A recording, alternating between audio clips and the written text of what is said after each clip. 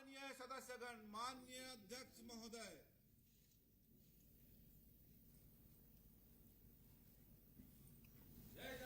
जय जगन्नाथ।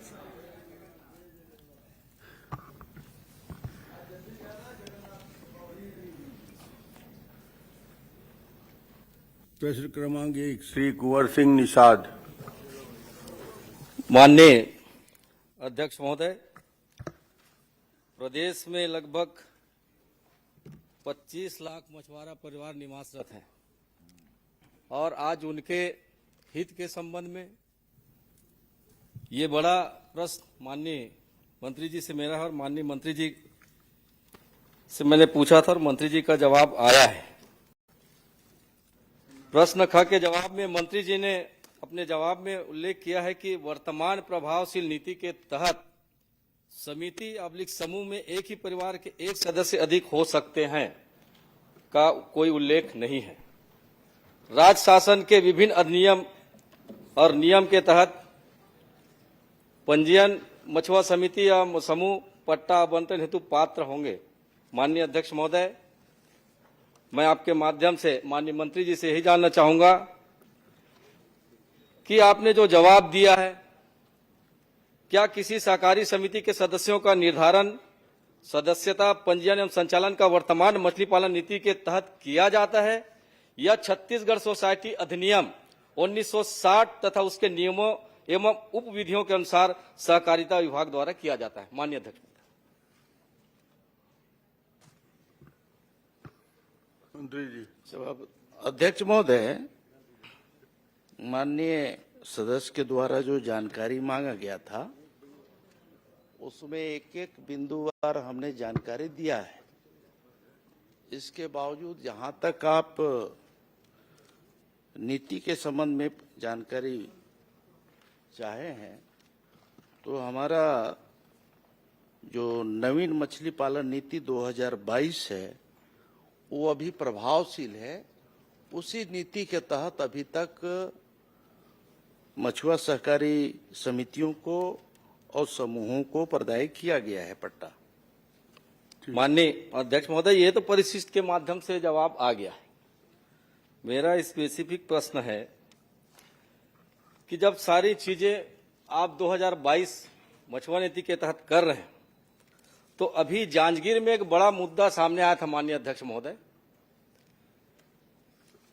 कि समिति का पंजीयन सदस्यता का संचालन छत्तीसगढ़ सहकारी सोसाइटी अधिनियम 1960 अनुसार आपके क्षेत्र में है, लेकिन आपने पिछड़ा वर्ग मत उद्योग विकास समिति मर्यादित सरहर एवं अल्पसंख्यक मछुआ सहकारी समिति बलौदा का पट्टा का आवंटन किया है, जो मछुआ नीति के जो आपके तहत उनके खिलाफ है।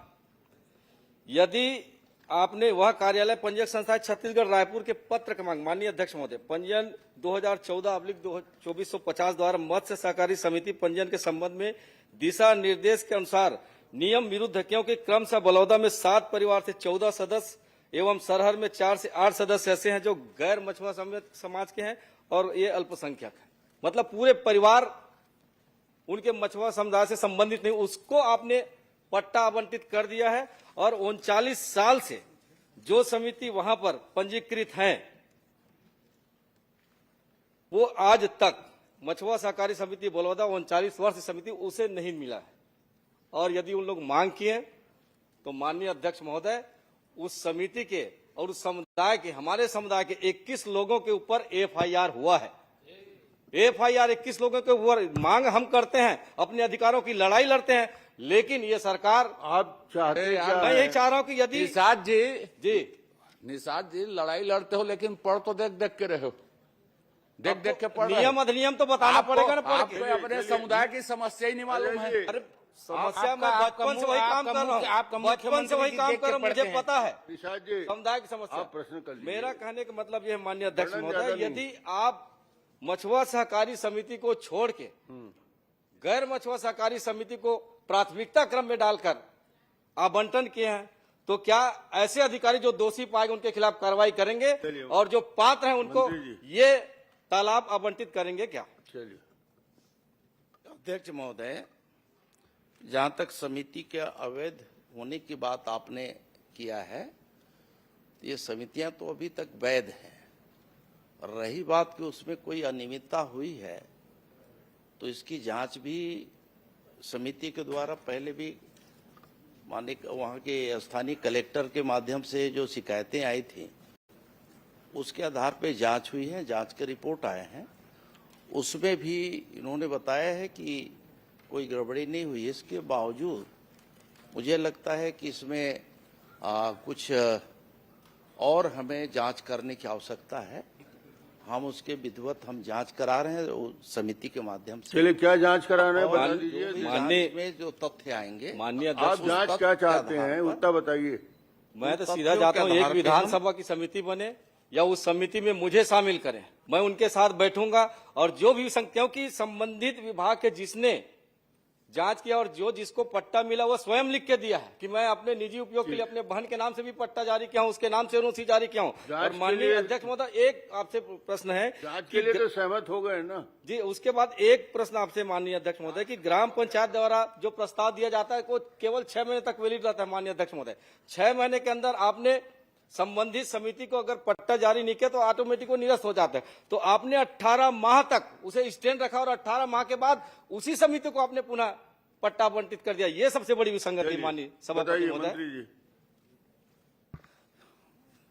अध्यक्ष महोदय, माननीय सदस्य को ये बताना चाहूंगा कि जहां तक तालाबों का मत्स्य आखेट के लिए जो आवंटन की बात कर रहे हैं आप, वो सीधे विभाग हमारे जिम्मेदार नहीं होता है।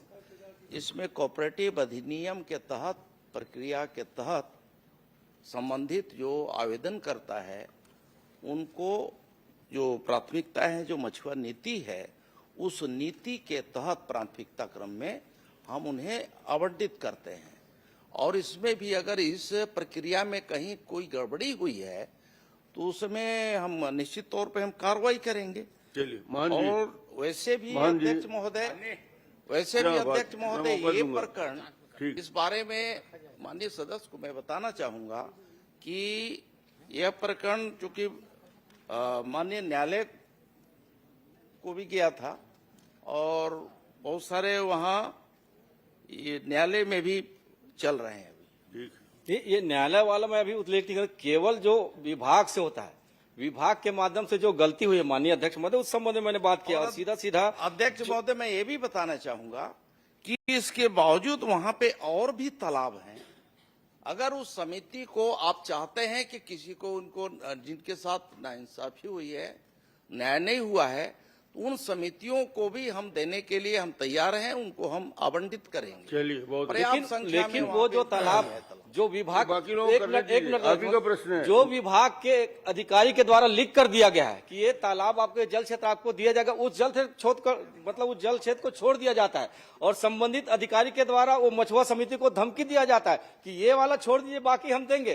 तो जो 12 तालाब नहीं है, जो 6 महीने तक पानी रहता है और उसके बाद सूख जाता है, उसको हम लेकर क्या करेंगे माननीय अध्यक्ष महोदय? हमको 12 तालाब भी उसके साथ चाहिए ताकि हम अपने परिवार का जीविकोपार्जन कर सके। सूखने वाला तालाब को लेकर हम लोग क्या करेंगे? तो ये आपसे निवेदन है माननीय अध्यक्ष महोदय, चलिए, जो माननीय विभाग के अधिकारी ने सम्मिलित किया था, जो लिख कर दिया था, उसे भी उसमें शामिल करें। और एक समिति जो आप बनाए उसमें मैं आपसे आग्रह करता हूं माननीय आपके माध्यम से अध्यक्ष महोदय, मुझे शामिल करें और वहां पर फिर दूध का दूध और पानी का पानी खो जाएगा। ये बताओ, ये आप कहाँ गुंडरदेही के और जांच करने जाओगे? मैं छापा पूरे प्रदेश का छत्तीसगढ़ निषाद समाज का प्रदेश का अध्यक्ष हूँ प्रदेश का और समाज का नेतृत्व करता हूँ माननीय अध्यक्ष महोदय। विधायक के नाते मैं समाज के बारे में भी उतना ही सोचता हूँ जितना मैं अपने विधानसभा के बारे में सोचता हूँ। आप अपना प्रश्न करिए। छत्तीसगढ़ का है, अयोध्या भी जा सकते यादव जी, माननीय मंत्री जी, आपका क्षेत्र नहीं है। माननीय मंत्री जी, आप माननीय मंत्री जी, आपसे निवेदन है, आप सुनेंगे जी। जी। ये जो वन अधिकार अधिनियम 206 में जो अधिनियम बना है, उसमें वन क्षेत्रों के समस्त, आप हंस के उधर इधर देखोगे तो नहीं समझ पाओगे, हमें आपको समझाना है मुझे। वन अधिकार अधिनियम 2006 के तहत वन क्षेत्रों में जितने भी तालाब हैं वो अन्य विभाग को नहीं जा सकते, आपके विभाग के हैं, आदिवासी विभाग के हैं, और उसमें मछली पालन का अधिकार जल का, जंगल का, जमीन, सबका अधिकार वहां के रहने वालों को है। आपकी जो नीति बनी है, नवीन मछली पालन नीति, उसको बनाते समय या टाइप करते समय एक शब्द आप भूल गए हो कि यह नीति वन भूमि क्षेत्र स्थित जल क्षेत्रों को छोड़कर अन्य समस्त जल क्षेत्रों में लागू होगा। ये होने के बाद हमारे आदिवासी भाई जो 100 हेक्टेयर से ज्यादा जमीन पर वहां ठेके ले रहे हैं, उनको टेंडर करना पड़ रहा है, वो उससे मुक्त हो जाएंगे। आप आदिवासियों से न पैसे ले सकते, न उनको टेंडर दिला सकते, कुछ नहीं कर सकते। आदिवासी की जमीन पर जो जल क्षेत्र है वो सिर्फ आदिवासियों का है, मुक्त का है। जिस तरह आप तेंदुपत्ते या अन्य जितने भी पेड़ पौधे में टैक्स नहीं ले सकते, उसमें भी आप नहीं ले सकते। तो ये मछली पालन नीति 2022 में एक लाइन का संशोधन करने की जरूरत है, क्या आप करेंगे? अध्यक्ष महोदय, माननीय नेता प्रतिपक्ष ने इस बारे में पिछली बार भी ये प्रश्न उन्होंने उठाया था।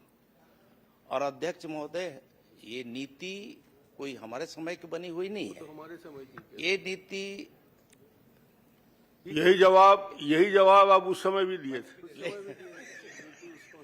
तो ये नीति माननी है कि समय तो का ही बना हुआ। मैं आगे बढ़ रहा बात कर रहा हूं, मैं आगे नहीं। हमने नीति और बनाई, अध्यक्ष मान लो महोदय, हमसे चूक हो गई।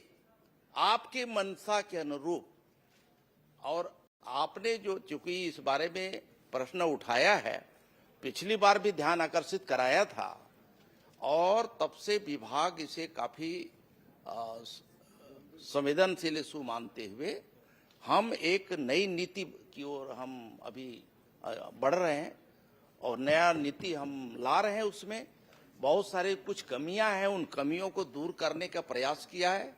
मैं समझता हूं बहुत जल्द जो है इसमें नई नीति हमारे जब आ जाएगा तो इन सभी बातों को हम समाहित करेंगे। माननीय अध्यक्ष, तो हमारा जो है उसको सम्मिलित कर लीजिएगा कि वन क्षेत्रों में लागू नहीं होगा। अजय जी, माननीय अध्यक्ष, माननीय अध्यक्ष महोदय, मुझे आपकी प्रशंसा करने का मन हो रहा था असल बात इसी प्रश्न में।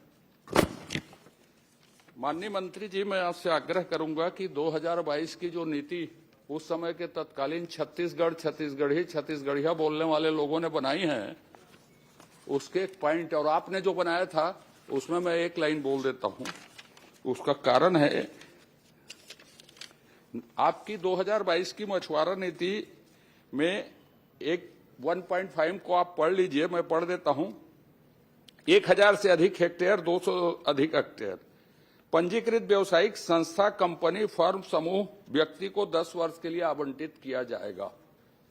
ये नई जोड़ी है आपकी नीति में। माननीय अध्यक्ष महोदय, ये समुदाय आधारित थी। बुश सरकार ने जब नीति बनाई उस समय निषाद जी कुछ नहीं बोल सके थे। ये प्रश्न मैंने उठाया था, हमने विरोध किया था इस नीति का, आप भी थे। एकमात्र एलाइड सेक्टर ऐसा है जिसमें छत्तीसगढ़ लोग कर सकते हैं मत्स्य आखेट को, चाहे कितना भी बड़ा जल क्षेत्र हो, कोई भी क्षेत्र का हो। तत्कालीन छत्तीसगढ़िया सरकार ने उसमें जोड़ दिया पंजीकृत व्यवसायिक संस्था, कंपनी, फर्म, समूह को। मैं माननीय मंत्री जी आपसे आग्रह करना चाहूंगा, नई नीति में क्या सिर्फ और सिर्फ छत्तीसगढ़ के समुदाय को, उस समुदाय को प्राथमिकता दी जाएगी? यदि 10,000 एकड़ में भी यदि मत्स्य आखेट की उनकी क्षमता नहीं है तो उसकी क्या हम एम्पावरमेंट करेंगे उनकी और देंगे? ये बाहरी लोगों को मत्स्य आखेट की जो नीति छत्तीसगढ़ी सरकार ने बनाई है उसको आप निरस्त करेंगे क्या तत्काल, और उनको प्राथमिकता देंगे क्या? ये बताइए। मत्स्य नीति पर ही है ये। आपने माननीय अध्यक्ष महोदय, सूखा में अभी वो मांग कर रहे थे 6 महीने भरा रहेगा, 6 महीने खाली रहेगा वाला।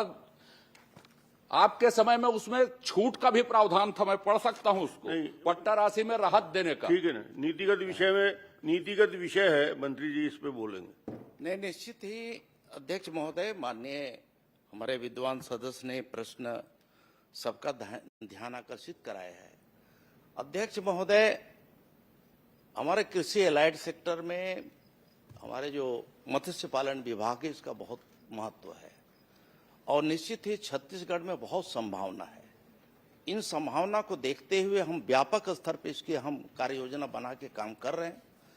भारत सरकार की तमाम सारी स्कीम योजनाएं हैं, उस योजना के तहत भी हमें काफी सपोर्ट मिल रहा है। हम आगे बढ़कर माननीय मंत्री जी, इसमें माननीय मंत्री जी 2.5 साल हो गया और सारी समस्या का जड़ ये वही लाइन है जो मैं पढ़ा, वो भी मांग कर रहे थे कि बाहर के लोगों को दे दिया है अपने करके। तो आप इसमें कोई समयबद्ध 4-6 महीने में नई नीति ला देंगे ऐसा बोल दीजिए, तुरंत लाना ऐसा नहीं है। पर 2.5 साल निकल गया है भैया, आप लाइए उसको, लोगों के एम्पावर कीजिए। नहीं, निश्चित ही अध्यक्ष महोदय, आप सबकी भावना के अनुरूप हम नीति लाइए। ला रहे हैं और उसको निश्चित ही छत्तीसगढ़ के हित नहीं, में, आवश्यक है। छत्तीसगढ़ियों ठीक के है। हित में माननीय अध्यक्ष, इसे हम एक लागू प्रश्न। करेंगे। नहीं, अब बता दिया एक प्रश्न मान्य अध्यक्ष, आपके एक छोटा प्रश्न सा। का नीति का जवाब दे दिया, इसमें कोई प्रश्न अब नहीं एक छोटा बनता। सा माननीय बहुत अजय चंद्राकर जल्दी की ले जो बातें आएंगे, थी। पॉलिसी में परिवर्तन होगा। श्री ललित चंदाकर एक नहीं, बस भाई, माननीय इनके अध्यक्ष, टाइम देखिए 16 मिनट आपको दिए हैं। माननीय अध्यक्ष जी, मैं आपके माध्यम से मंत्री जी से जानना चाहूंगा कि जो प्रश्न मैं पूछा था उस प्रश्न का जो जवाब आया है मेरे पास, उस जवाब से संतुष्ट नहीं हूं और जो मेरे प्रश्न था उसको भी प्रश्न को इधर उधर करके जो प्रश्न का जो मूल भाव था, भाव को ही पूरा चेंज कर दिए हैं। तो मैं माननीय मंत्री जी से जानना चाहूंगा, इस कामधेनु विश्वविद्यालय अंजोरा में जो स्थित है, वहां प्रश्न पूछा गया था कि प्रोजेक्ट दूसरी किस्त के प्राप्त राशि से क्रय किए गए उपकरणों का उल्लेख परिशिष्ट पत्र के माध्यम से प्राप्त हुआ। इन उपकरणों में प्रथम दृष्टया माना गलत तरीके से भ्रष्टाचार दिख रहा है। माननीय मंत्री जी, आप देख सकते हैं क्रमांक 1 से 6 तक एक ही क्रम से क्रय किया गया है, जो कि जांच का विषय है। महोदय, इन उपकरणों के क्रमांक 7, 8, 9 जो कि कोटेशन के माध्यम से क्रय किए गए हैं, महोदय आप देख सकते हैं छत्तीसगढ़ भंडार क्रम आप नियम प्रश्न कर लीजिए ना, आप उसी का जवाब क्या चाहते हैं, प्रश्न कर लीजिए। तो मंत्री जी से मैं जानना चाहूंगा इसमें जो सही जवाब है वो दें। हाँ, चलिए मंत्री जी सही जवाब दीजिए। गलत मत दिया महाराज, ये भस्म हो जा।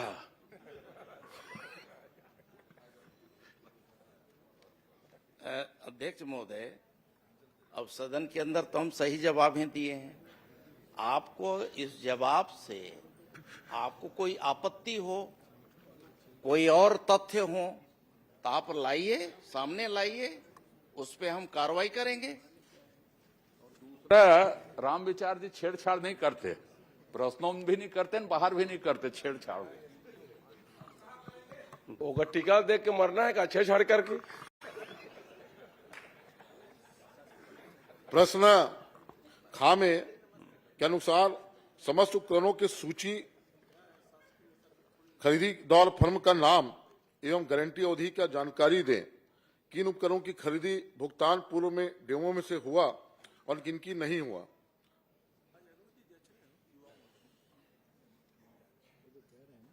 अध्यक्ष महोदय, संबंधित निविदा के बारे में जो भी प्रश्न किया गया है, उन प्रश्नों का हमने इसमें जवाब दिया है।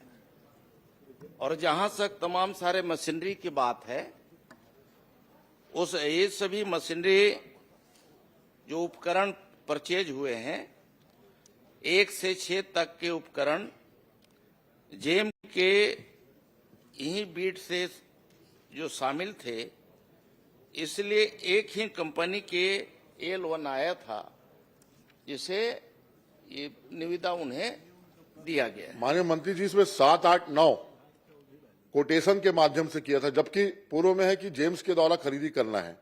और इसमें जो उत्तर आया उसमें दिखता है कि जो मशीन जो खरीदी किए हैं वो एक ही दर से खरीदे, उसमें कहीं ना कहीं भ्रष्टाचार उसमें दिखाई देता है।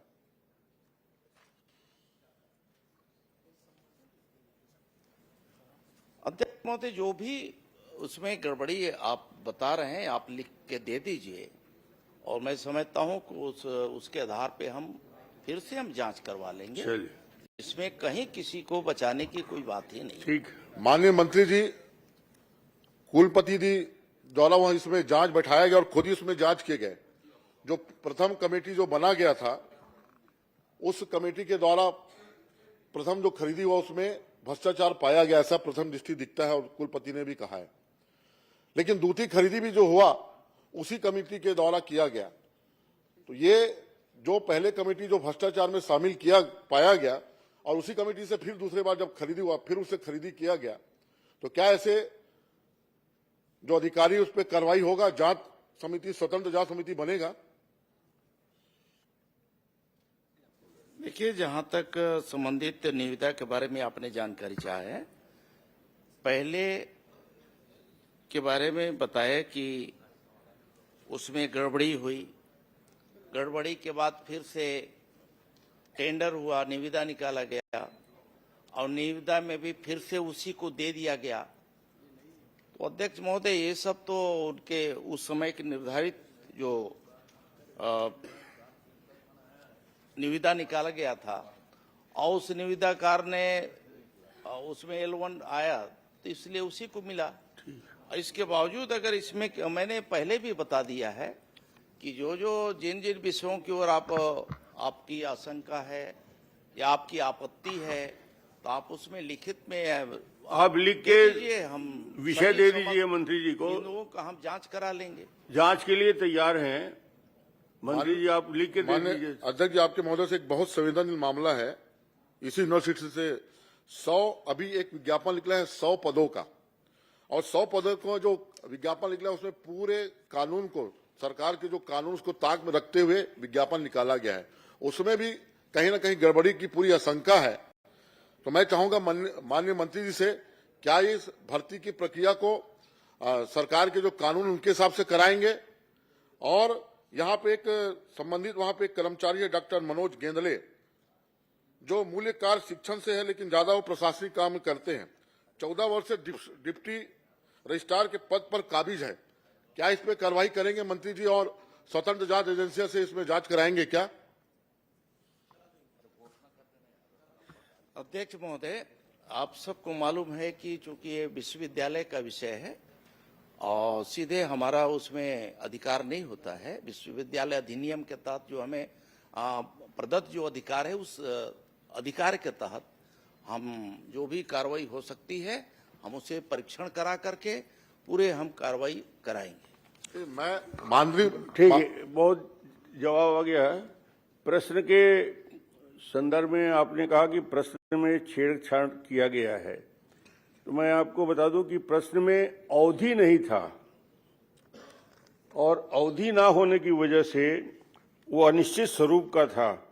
उसको ग्राह्यता की परिधि में लाने के लिए उस अवधि को अंकित किया गया है, फलस्वरूप वो ग्राह्य हुआ है, नहीं तो ग्राह्यता की परिधि में नहीं आता, इसलिए उसमें ईयर मार्क किया गया है। माननीय अध्यक्ष जी, उसमें जब शुरू से लाइवलीहुड जब शुरू हुआ था, राम विचार जी छेड़छाड़ के आरोप से बरी हो गए। माननीय अध्यक्ष जी, उसमें जब लाइवलीहुड चालू हुआ था उस यूनिवर्सिटी में, तब से पूछा गया था। तो लाइवलीहुड 21-22 में शुरू हुआ था, तो उसी समय से वो क्योंकि ठीक है उसमें डेट नहीं लिखा था, लेकिन मूल उसमें जो भाव लिखा हुआ था। ठीक है, भाव ठीक है। श्री दलेश्वर साहू जी। अध्यक्ष महोदय, मेरा प्रश्न उर्वरक के उपलब्धक के संबंध में है।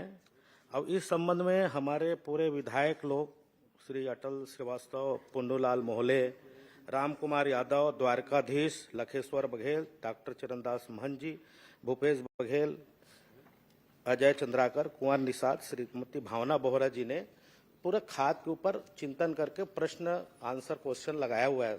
अध्यक्ष महोदय, अगर कल इसी पर चर्चा हो जाती स्थगन पे, तो शायद इस मामला आगामी भविष्य में एक डिपार्टमेंट का क्लियर विश्वास हो जाता कि जैसे कि मेरे उत्तर में आपने उत्तर में बताया कि यूरिया डीएपी की पूर्ति सहकारिता क्षेत्र में 70 एवं 75% के आधार पर की जा रही है। अध्यक्ष महोदय, मैं माननीय मंत्री जी को पूछना चाहूंगा, मेरे उत्तर में दिया है 70 से 75%, जबकि आपके लेटर है मेरे पास, गवर्नमेंट का लेटर है, आपका विभाग का पत्र क्रमांक है, जबकि आप आवंटन में सहकारिता क्षेत्र को 48% और निजी क्षेत्र को 52% दिए हैं। चाहो तो इस कागज को मैंने पटल में रख दूंगा, आपके ही डिपार्टमेंट से जारी पत्र है सभापति महोदय। तो ये विरोधाभास क्यों? जवाब में आप 70-75 75 की रेशियो है और आप अंदर से लेटर डालते हो कि इसको 48% और 52%। बोलो तो मैं पटल में रख देता हूं सभापति महोदय। और मैं जानकारी चाहूंगा कि ये विरोधाभास ऐसे उत्तर क्यों? एक तो आप अध्यक्ष महोदय, आप धन्यवाद दीजिए कि आपने इतना विस्तार से प्रश्न किया है, जिसमें करीब 300 पेज का उत्तर है, और उसमें तो हम अभी खोज रहे हैं क्या क्या बोल रहे हैं आप। अब जहां तक आप निजी क्षेत्र की बात कर रहे हैं भाई, अध्यक्ष महोदय, 13/7/26 की स्थिति में प्रदेश में कुल उर्वरक भंडारण 14,06,555 मीट्रिक टन हुआ, जिसमें सहकारिता क्षेत्र में 8,97,458 मीट्रिक टन, जो कुल भंडारण का 64% है। और अध्यक्ष महोदय, निजी क्षेत्र में 5,09,098 मीट्रिक टन भंडारण हुआ, जो कुल भंडारण का 36% है। और आप कहां से आंकड़ा ला करके बात कर रहे हैं? प्रदेश को गुमराह करने का विषय नहीं है। हम पूरी तरह से हम सदन के समक्ष हमने उत्तर पिछले दिनों भी दिया है आपके स्थगन के उत्तर में, और आज भी पूरे प्रदेश की जनता को, प्रदेश के किसानों को मैं सही उत्तर दे रहा हूं। चलिए, सही उत्तर अध्यक्ष दिए। महोदय, अब मेरे आप पास प्रश्न प्रपत्र करिए। है। मैं फोकटबाजी में भाषण नहीं करता। फोकटबाजी शब्द यूज मैं मेरे पास प्रपत्र है और तथ्यों पे आधारित उत्तर दे रहा आपका हूँ। बोलिए। फिगर, आपका खाद का कोई कमी नहीं। आपने जो गलत तरीका से, जहां खाद की मांग नहीं है, जहां लक्ष्य नहीं है, जहां मैं आपको उदाहरण एग्जाम्पल के तौर पे देता हूं, जहां सरगुजा, जसपुर, बलरामपुर, मनेन्द्रगढ़, जयपुर, कोंडागांव जैसे इलाका में लक्ष्य के विरुद्ध वहां 5 मांग रहे हैं, आप उसको 25 दे रहे हो। जहां 10 मांग रहे हैं उसको 50 दे रहे हो। मैं चाहता हूं अध्यक्ष महोदय, आप मंत्री जी, आपको ये डिपार्टमेंट शायद समझ से बाहर है। अगर कल चर्चा करा लिए रहते तो शायद सारे लोग इस खाद के वितरण के संबंध में क्लियर पता चल जाता सभापति महोदय। भाई, आप ज्यादा चर्चा करा लिए, इसीलिए तो उधर चले गए। अध्यक्ष महोदय, ये आप क्या जो अन्य जगह में जहां मांग नहीं है, लक्ष्य के विरोध में आपने जो खाद भिजवाए हो, उनकी आप जांच करवाएंगे क्या समिति के माध्यम से? मैं इतना चाह रहा हूं, आपको मजा आएगा सब मंत्री जी, आपको पारदर्शिता के आधार पे आपको क्लियर पता चलेगा। आप देखो, मार्केट भंडारण करता है, आप सहकारी समिति वितरण करता है, और आप लक्ष्य निर्धारित करते हो। आपका किसका कंट्रोल है सभापति महोदय? मैं चाहता हूं अध्यक्ष महोदय कि इसको जांच करा देते कि कहां खाद, मैं बताऊंगा आपका खाद गया, कौन से कंपनी को गया, और आपके पास कंपनी का कंट्रोल ही नहीं है। वो बोलता है मार्केट जाने, एक डायरेक्टर बोलता है मार्केट बताएगा, आपका मार्केट बोलता है कि कृषि सहकारी समिति जाने का। तो ये करता कौन है? कंपनी में कंट्रोल किसका है, ये तो बताओ। और नहीं है तो मैं बताता हूं कि आपका खाद कहां गया। मैं एक्चुअल पॉइंट बताऊंगा आपको, आप जांच करा लीजिएगा। देखिए, जहां तक आप आरोप लगा रहे हैं, ट्राइबल क्षेत्रों के बारे में हमारी प्राथमिकता है, हमारी सरकार की प्राथमिकता है। जो हमारे शेड्यूल एरिया हैं, वहां चाहे बस्तर का क्षेत्र हो या सरगुजा का क्षेत्र हो, ये ऐसे क्षेत्र हैं यहाँ की बहुत कम जो है समय पर खाद पहुंच पाता था। पहली बार हमारी सरकार ने संवेदनशीलता दिखाते हुए उन क्षेत्रों की आपूर्ति हमने पहले किया है, और इसलिए हमारी प्राथमिकता है अध्यक्ष महोदय। और बाकी जो मैदानी क्षेत्र है, यहाँ तो हमारा कमिटमेंट है ही है। यहाँ किसी प्रकार का, क्योंकि अधिकांशतः जो रेक पॉइंट है इन्हीं क्षेत्रों में है, और इसलिए यहाँ से उठाव में कोई दिक्कत नहीं होनी है, समय पर यहाँ उपलब्ध हो जाएगा। अध्यक्ष महोदय, जहां तक कंपनी के नियंत्रण की बात कर रहे हैं, आपको मालूम है, आप इतने सीनियर नेता हैं, तमाम सारे वरिष्ठ नेतागण हैं, कि ये सब कंपनी के नियंत्रण यहां से नहीं किया जाता। भारत सरकार हमें प्लान, हम जो प्लान भेजते हैं, उस प्लान के तहत किन किन कंपनियों को यहाँ छत्तीसगढ़ में देना है, वो आवंटन वहां से होता है।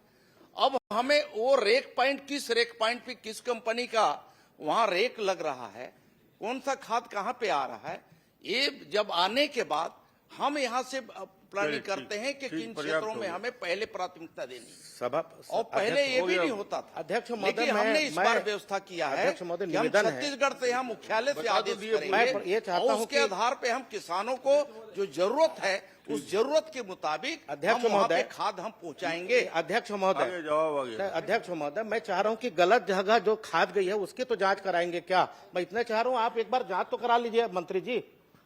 आपने गलत ढंग से, आपने जहां जरूरत नहीं है लक्ष्य के विरुद्ध में आपने अगर एक आध गुना ज्यादा हो तो बात अलग है, 1.5 2 गुना 4 गुना 50% से ज्यादा आप अगर किसी लक्ष्य के विरुद्ध में खाद देते हो, उसका जांच कराएंगे क्या सभापति महोदय?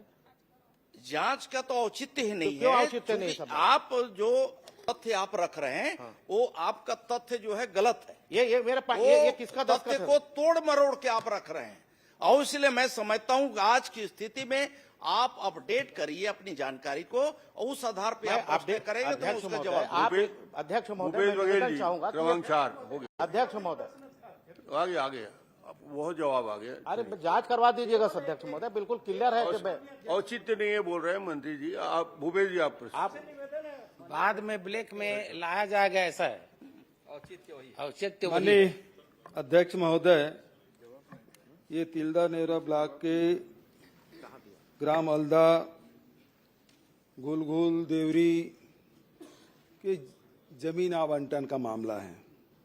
इसमें कई विभाग हैं अध्यक्ष महोदय, क्योंकि गांव का मामला है तो जमीन का मामला है तो राजस्व विभाग हो गया, पंचायत का प्रस्ताव है मतलब पंचायत विभाग हो गया, आवंटन उद्योग विभाग ने किया है तो उद्योग विभाग भी है, और पर्यावरण स्वीकृति आपका है अंतिम। तो लेकिन मंत्री जी, पर्यावरण मंत्री जी से ये प्रश्न है, माननीय अध्यक्ष महोदय, अलदा गांव में जो जमीन आवंटन की बात हुई थी, ग्राम पंचायत के जो प्रस्ताव है उसमें 2 अतिरिक्त लाइन जोड़ी गई। इसकी शिकायत गांव वालों ने की और विभागीय 3 अधिकारियों के द्वारा जांच रिपोर्ट सौंपी गई। जांच रिपोर्ट कब सौंपी गई और उस आधार पर एफआईआर कब किया गया और एफआईआर में किनका नाम है, ये कृपया करके बता दें। माननीय अध्यक्ष महोदय, जैसा कि सम्माननीय सदस्य हमारे पूर्व मुख्यमंत्री जी ने बताया कि इस पूरे मामले में अनेक विभागों की भूमिका है, अनेक विभागों का कार्य इसमें सम्मिलित है। तो उद्योग पर्यावरण विभाग की दृष्टि से मैं आपके बिंदु पर भी आऊंगा, बट पर्यावरण विभाग की दृष्टि से 2 स्टेज का परमिशन होता है। TOR टर्म्स ऑफ रेफरेंस जो जारी होता है वो एकदम शुरुआती होता है, और जो सेकेंड फेज होता है वो इन्वायरमेंटल सेफ गार्ड का होता है। तो इन्वायरमेंटल सेफ गार्ड जब जारी हो जाता है तभी कोई इंडस्ट्री अपना इंडस्ट्री लगाने का काम चालू कर सकती है, और इन्वायरमेंटल सेफ गार्ड के पहले ग्राम पंचायत के प्रस्ताव जरूरी है। हमारे यहाँ जो नियम बने हैं उसमें वो जरूरी है। तो अभी इस उद्योग के संबंध में जिसमें सम्मानीय सदस्य ने प्रश्न किया है उस पे कोई इन्वायरमेंटल सेफ गार्ड भी जारी नहीं हुआ है, उसके लिए उस कंपनी द्वारा कोई आवेदन भी नहीं दिया गया है, और ग्राम पंचायत का कोई प्रस्ताव इन्वायरमेंट बोर्ड के समक्ष प्रस्तुत नहीं किया गया है। इसलिए हमारे बोर्ड के समक्ष तो कोई विषय आया नहीं। लेकिन सम्मानीय सदस्य ने जैसा कहा कि इस बारे में जब उनका प्रश्न आया आपके माध्यम से, विधानसभा के माध्यम से, तो हम लोगों ने पंचायत विभाग से इस संबंध में जानकारी मांगी।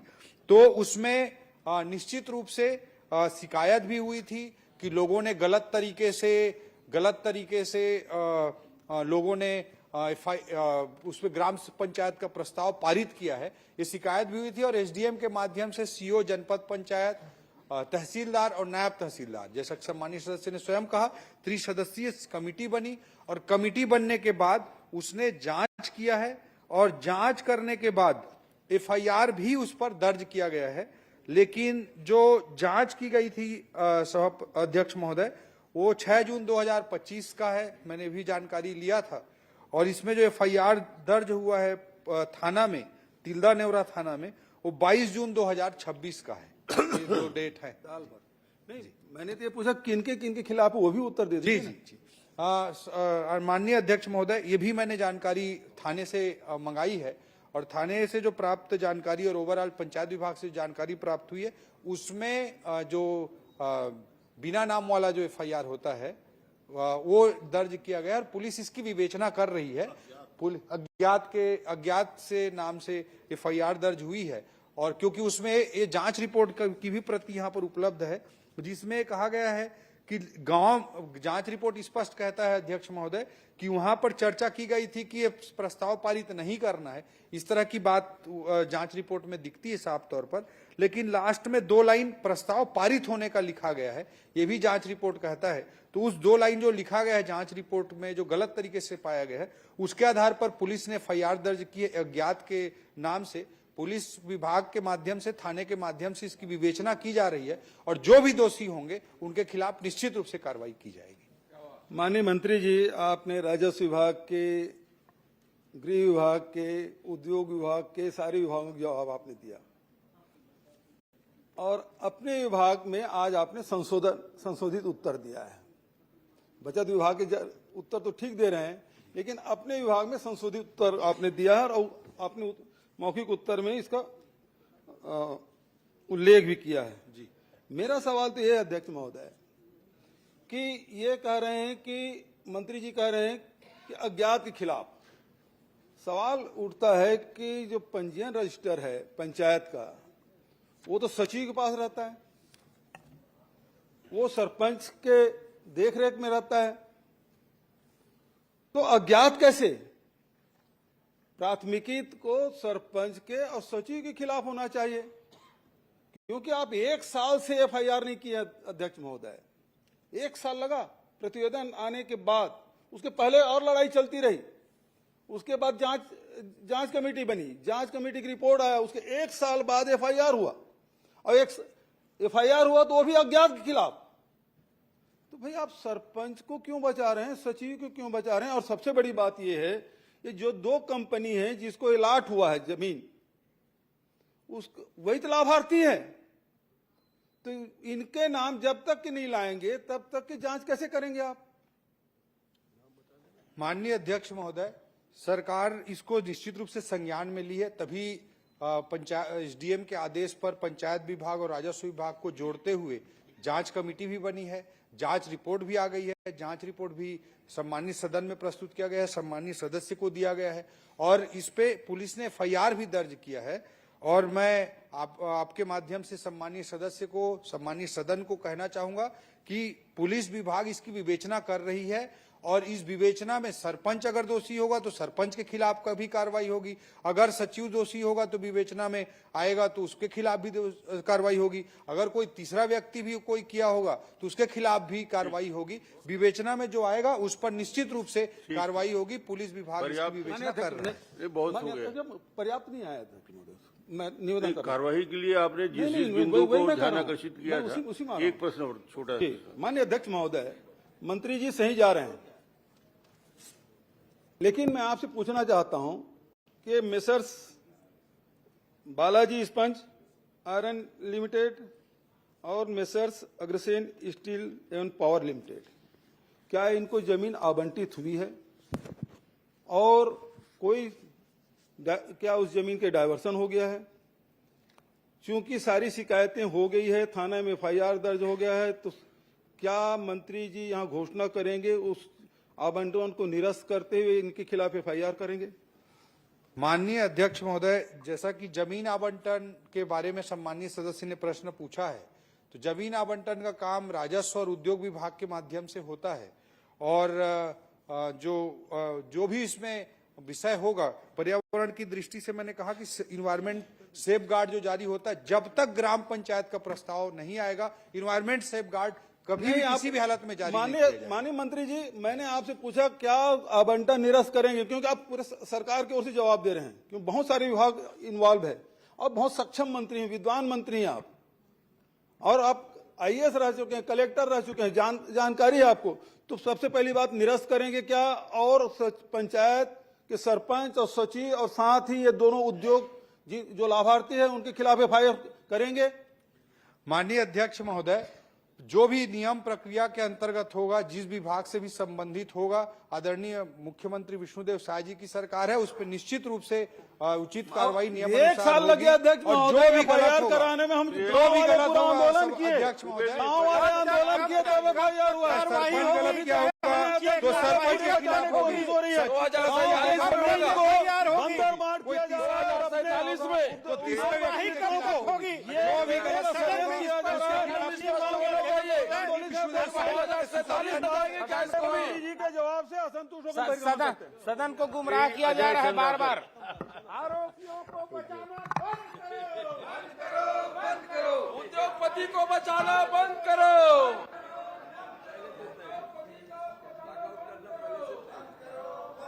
माननीय अध्यक्ष महोदय,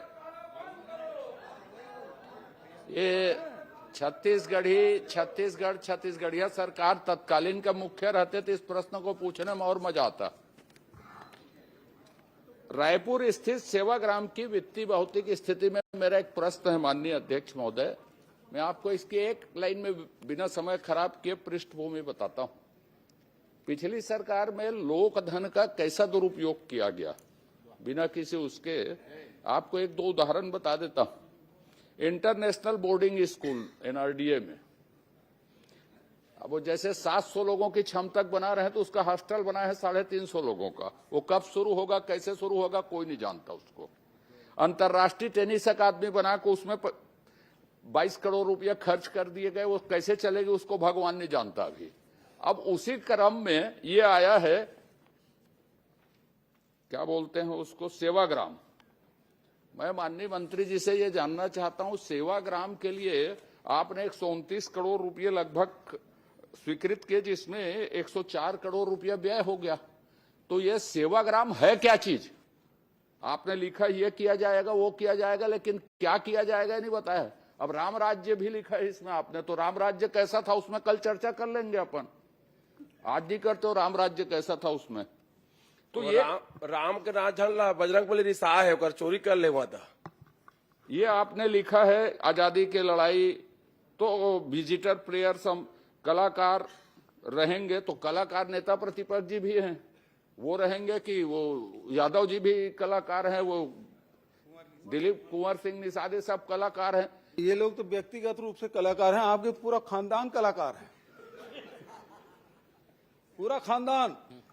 फर्जी कलाकार कौन है ये भी बता दीजिए। अजय जी, ये बात तो सही है, लेकिन उन खानदान के अमर लोगों के लिए आपने कुछ नहीं किया। उन्हीं के छत्र छाया में आप पले बढ़े ले, उन्हीं का राजनीति सीखे। अभी प्रश्न किया था वो वासुदेव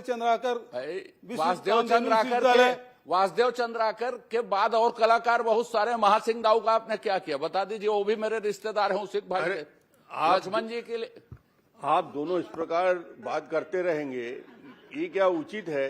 मंत्री जी बैठे हैं, आपको जो बोल रहा है आसंदी के माध्यम से बोलिए, और कृपया प्रश्न करिए। आप प्रश्न में तो हमेशा विवरण बहुत हो गया, प्रश्न में आइए। ये सब खानदान में उलझ गया। माननीय अध्यक्ष महोदय जी, आप एक कलाकार हमारे अनुज शर्मा जी हैं, उनको तो आप कुछ ले नहीं रहे हैं मंत्रिमंडल में, कलाकार बन रहे हैं। खानदान का विषय आ रहा है पूरा, ये आपस में अलग से। ये तो कलाकारी की बात छोड़िए चंद्राकर जी, माननीय अध्यक्ष महोदय, ये दोनों रिश्तेदार हैं और दोनों के दोनों कलाकार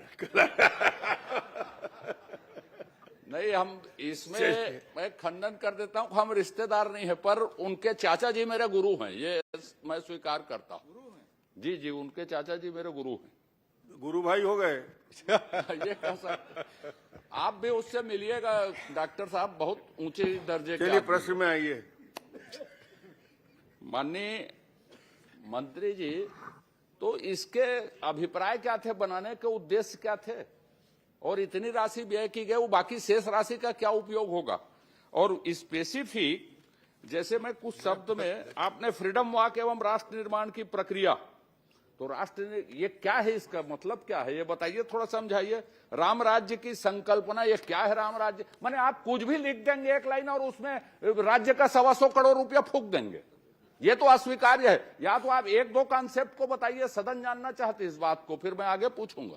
या नहीं तो बाद में आप रखेंगे पूरे कॉन्सेप्ट को, जिसके कारण राज्य का 125 करोड़ रुपया फूका गया। ये बताइए। माननीय अध्यक्ष महोदय, ये पूरा जो प्रोजेक्ट है सेवाग्राम का, ये पिछली सरकार के समय का विषय है और उस समय ये बातें लिखी गई थी, ये कॉन्सेप्ट लिखे गए थे, जिसके अंतर्गत आजादी की लड़ाई के मूल्यों, सिद्धांतों, आदर्शों तथा महात्मा गांधी जी के आत्मनिर्भर की राम राज्य की संकल्पना को अक्षुण्ण रखने, भावी पीढ़ी को उन मूल्यों की जानकारी देना, ये सब लिखा गया था। बट ये कुछ बातें, कुछ लाइन लिखने के अलावा इस पर कोई कंक्रीट और कोई डॉक्यूमेंट पिछली सरकार के समय का फाइलों में निकलवाया नहीं मिला और बहुत सारे काम अधूरे भी पड़े हुए थे। जब हमारी सरकार आई, हमारे भारतीय जनता पार्टी की, तो मैंने फिर उसको तत्काल जो भी आधा अधूरा काम था तो उसको पूरा कराने का तेजी से कोशिश की और काम तेजी से पूरा हुआ है। निश्चित रूप से इसमें आगे कैसे चलेगा, क्या होगा, किस तरह संचालन होगा, इस पर कोई डिटेलिंग कुछ नहीं था, लेकिन हमने इसको ध्यान देते हुए प्रयास किया है कि देश के ख्याति लब्ध जो संस्थान है, चाहे नानाजी देशमुख द्वारा स्थापित चित्रकूट में संचालित संस्थान है या श्री श्री रविशंकर जी द्वारा संचालित संस्थान है, इस तरह के संस्थानों को भी हम अलग अलग 10 प्रकार के संस्थानों को कांटेक्ट अभी उसमें आया नहीं हो मानने कि इसमें कैसे संचालित करेंगे, मैं कहा उस दृष्टिकोण से अब अच्छा उसका उपयोग हो, ये कोशिश नहीं। कर मेरा विषय इसमें यह है, मैंने 2 संस्थाओं का और नाम लिया माननीय अध्यक्ष महोदय। इंटरनेशनल बोर्डिंग स्कूल, उसमें पैसे खर्च कर दिए गए 49-50 करोड़ रुपया। उसमें क्या होगा, कैसे होगा, कौन चलाएगा, कोई सेटअप नहीं। अंतर्राष्ट्रीय टेनिस अकादमी में 27 करोड़ रुपया फूक दिया गया, कैसे चलेगा, कौन चलाएगा, कोई सेटअप स्वीकृत नहीं। सेवाग्राम में 129 करोड़ में 104, 1 अरब से ऊपर राशि। कॉन्सेप्ट पेपर में कोई लाइन नहीं, क्या गांधी माने राम राज्य है, माने कोई कॉन्सेप्ट पेपर, कोई दृष्टिकोण, दस्तावेज कुछ नहीं। तो इस तरह से क्या आउटसोर्सिंग करने के लिए हमने 200 करोड़ रुपये से ऊपर को खर्च कर दिया?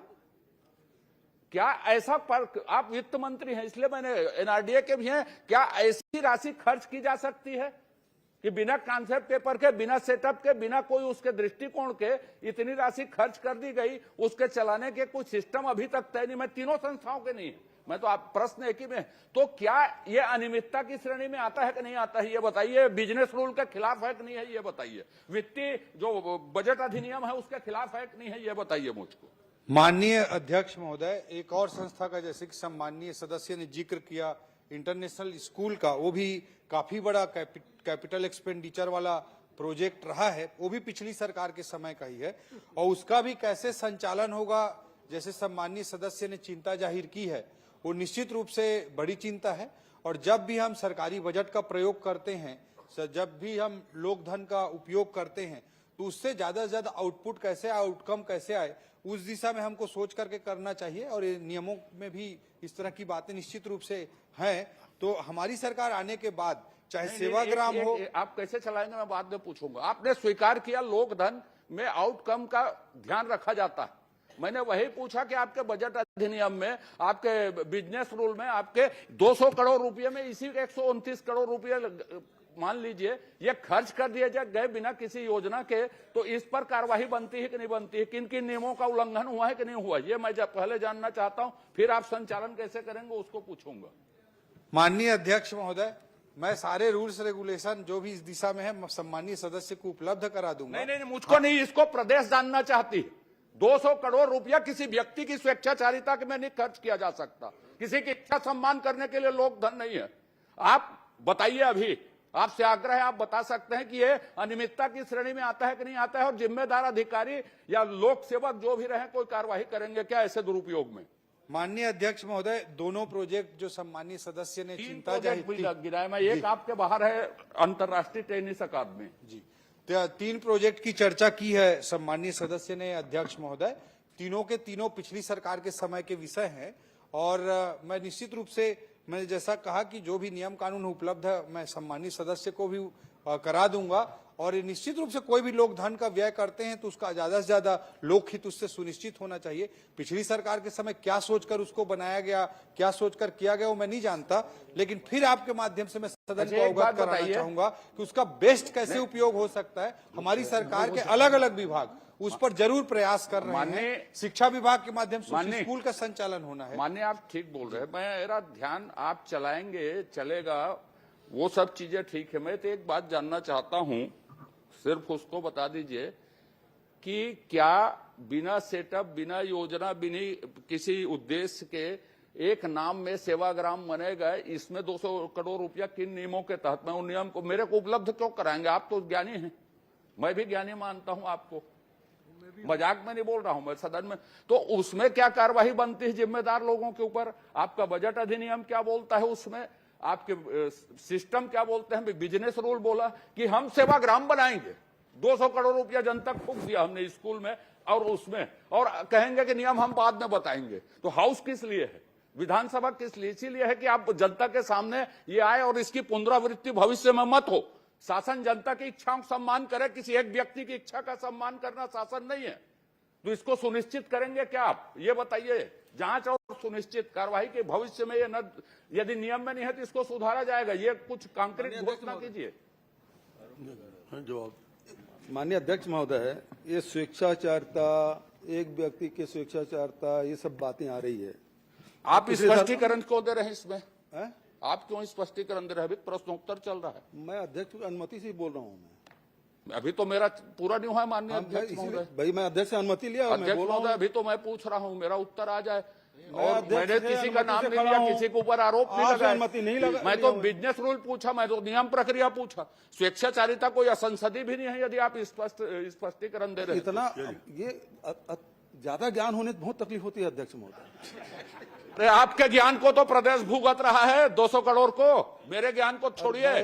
आपको वही जानकारी आपको दे रहा हूं, आपको स्मरण दिला रहा हूं। माननीय अध्यक्ष महोदय, माननीय मंत्री जी है, मैं उनसे जानकारी लूंगा माननीय अध्यक्ष महोदय। उसके बाद मैं किसी और से और किसी प्रक्रिया में आगे स्पष्टीकरण दे। और मैं आपको बता ही नहीं रहा हूं, मैं तो अध्यक्ष। अरे आप क्यों स्पष्टीकरण दे रहे हैं? तो मैं कोई स्पष्टीकरण नहीं दे रहा हूं। खड़े किस प्रक्रिया में? मेरा प्रश्न चल रहा है, मेरा प्रश्न चल रहा है, फिर खड़े किस प्रक्रिया में? मैं अध्यक्ष की अनुमति से खड़ा हूं और अध्यक्ष ने अनुमति दी है। होते हो तो बार बार आप कौन होते टोकने वाले? अब आप कौन होते टोकने वाले? मैं अध्यक्ष में अनुमति से खड़ा हूं। मैं भी उसी तरफ देख के बात कर रहा हूं, किसी दूसरे तरफ देख के बात नहीं कर रहा हूं।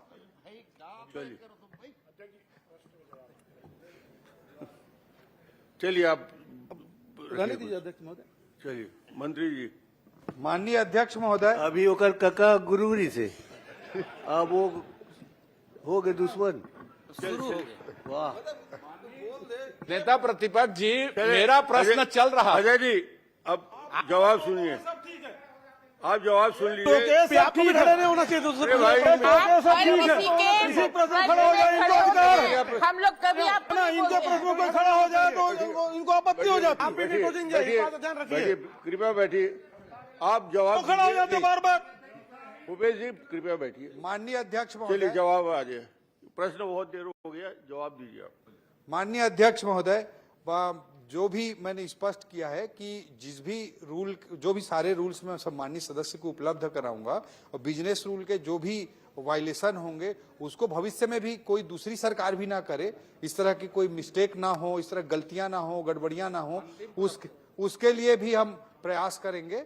और इसका बेहतर संचालन कैसे हो, जैसे स्कूल की बात आई है, शिक्षा विभाग का वो प्रोजेक्ट था, एनआरडीए उसमें एजेंसी थी, तो स्कूल शिक्षा विभाग उसकी चिंता करेगा। सेवाग्राम कैसे अच्छे संचालित हो उसकी चिंता एनआरडीए करेगा। टेनिस एकेडमी की भी बात आई है, उसकी चिंता खेल विभाग करेगा। अच्छे तरीके से संचालित करके ज्यादा से ज्यादा लोकहित में आउटकम आए, परिणाम आए, इसकी जरूर चिंता करेंगे। माननीय सभापति महोदय, मैं आखिरी एक लाइन ये बोल रहा हूं कि आप ये सुनिश्चित करेंगे कि बिना सेटअप, बिना उद्देश्य, बिना कार्य के भविष्य में नियम में ऐसा प्रावधान करेंगे कि इस तरह की राशि व्यय न की जा सके। ये करेंगे क्या?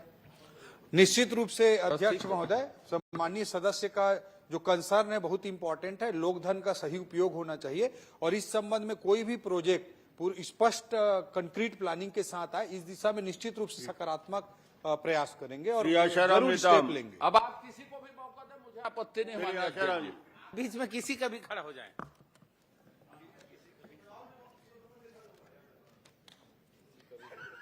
माननीय अध्यक्ष जी महोदय जी, मेरा एक प्रश्न था स्वामी आत्मानंद विद्यालय की प्रतिनियुक्ति पर पदस्थ कर्मचारियों के वेतन भुगतान में, तो मुझे संतुष्टिजनक उत्तर मिल चुका है। इसमें मुझे प्रश्न करने की धन्यवाद। औचित्य नहीं। क्रमांक 7 श्री राघवेंद्र कुमार सिंह। आदरणीय अध्यक्ष महोदय, मैंने एक सवाल ज्ञान भारतम अभियान के दायरे में पूछा था। उसमें मेरा मंत्री जी से एक स्पेसिफिक सवाल ये है कि क्या ताम्रपत्र भी इसके दायरे में आता है या सिर्फ पांडुलिपि से ये संबंधित है? राजेश जी जवाब दीजिए। माननीय अध्यक्ष महोदय, ताम्रपत्र पांडुलिपि की श्रेणी में नहीं आता था, लेकिन मल्हार का जो ताम्रपत्र है, जो सबसे पहले 1987 में जुनवानी में कृषकों को प्राप्त हुआ था, जो कि डॉक्टर अहमद हसन खान ने इसे कृषकों से प्राप्त कर 18 जनवरी 88 को मल्हार निवासी राष्ट्रपति पुरस्कार से सम्मानित शिक्षक श्री रघुनंदन प्रसाद पांडे को दिया। उस समय ये पांडुलिपि की श्रेणी में नहीं आया था, लेकिन बाद में अभी इसको केंद्र सरकार द्वारा स्वीकार कर लिया गया और इसको पांडुलिपि की श्रेणी में लिया गया है। और अभी कुछ समय पहले ही हमारे प्रधानमंत्री जी ने मन की बात में भी इसकी चर्चा की। मेरा वही अगला सवाल था आदरणीय अध्यक्ष महोदय। आपके जवाब में आया है कि 2005 में इसको प्रकाशित किया गया, 1987 में इसकी खोज हुई और ये ब्राह्मी और भाषा संस्कृत में है। ये आपके विभाग के जवाब में आया है। लेकिन जैसा कि आपने उल्लेख किया आदरणीय प्रधानमंत्री जी का, उन्होंने ये कहा कि ये ज्ञान भारतम अभियान के तहत छत्तीसगढ़ में इसकी खोज हुई एवं ये ताम्रपत्र ब्राह्मी लिपि और पाली भाषा में लिखी गई है। आप जवाब दे रहे हैं कि ये 87 में खोजी गई और ये संस्कृत और ब्राह्मी भाषा में है। और जो ऑफिशियल डॉक्यूमेंट है और इसमें आदरणीय प्रधानमंत्री जी ने जो कहा है उसमें ब्राह्मी और पाली भाषा है। आप जवाब में दे रहे हैं कि ब्राह्मी और संस्कृत भाषा है। तो विभाग गलत कह रहा है या वहां पर गलत जानकारी दी गई? इसका जिम्मेदार कौन है? ये बहुत ही संवेदनशील विषय है। प्रधानमंत्री जी द्वारा क्या जो उन्होंने कहा है विभाग उससे अलग कैसे जानकारी दे रहा है? अच्छा प्रश्न है, तो इसके बारे में बहुत ज्यादा जानकारी मेरे को नहीं है। मैं आपको मंगा के अभी नहीं, मंगाने की बात ही नहीं है। ये AIR का डॉक्यूमेंट है, इसमें साफ लिखा गया है जो प्रधानमंत्री जी ने बोला कि ये ब्राह्मी लिपि और पाली भाषा में लिखी गई है। आपका विभाग जवाब दे रहा है कि ये ब्राह्मी में एवं संस्कृत में लिखी गई है। तो विभाग प्रधानमंत्री जी के अगेंस्ट या उसके अलावा गलत जानकारी कैसे दे रहा है? इसका जवाब आदरणीय मंत्री जी देते हैं। मैं इसका परीक्षण करा ले रहा हूं कि आदरणीय अध्यक्ष महोदय, बहुत ही संवेदनशील मामला है। जो पूरे देश को एक बात बताई जाती है उसको हम सब मानते हैं और विभाग उसके विपरीत जवाब दे रहा है। विभाग कह रहा है कि ये खोज 87 में हो चुकी है। अभी ये वहां पे जिसने भी जानकारी दी होगी, सन भी गलत बताया गया है, भाषा भी गलत बताई गई है। मन की बात में AIR में ये डॉक्यूमेंट आया है और उसके बाद जो विभाग यहां जवाब दे रहा है वो सन भी गलत बता रहा है और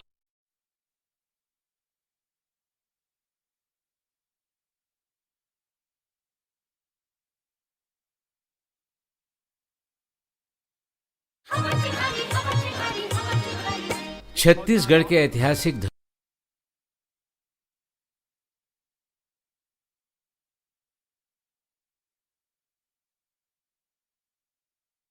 और मन की बात में बताया गया है कि ये ब्राह्मी और पाली में लिखी गई है।